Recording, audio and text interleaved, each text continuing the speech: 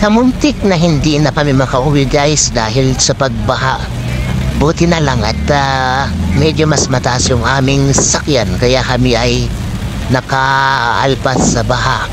Maten kami ng isang lamay sa amin doon sa tatay ng aming kaibigan at kaopisina at dito na kami nabutan. So pag-uwi namin guys, ayun, napakalakas yung guys, napakalakas yung ulan at talagang walang tila at tiyak pag nandito tayo sa Maynila ay ayan, talagang babahayan tayo.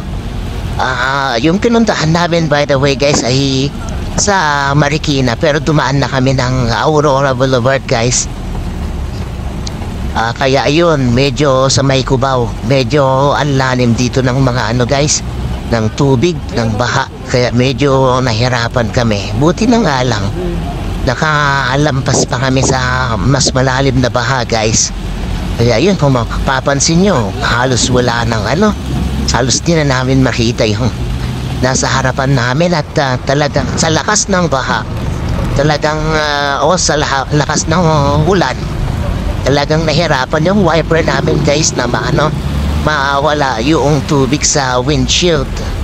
Kaya yan talagang sobra yung dating ng tubig dahil sa ulan. And then of course we expect na talagang babaha na guys dito kasi yun sa dami ng tubig, sa dami ng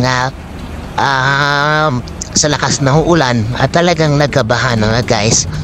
Buti pa nga dito humindo ng konti pero after a while yun na, ito na yung ating makikita guys. O tignan nyo, lumalalim na. Buti nga sabi ko kanina ay mas mataas yung sakyan namin ng konti kaya yun, nakalagpas kami dito sa parte na ito ng baha.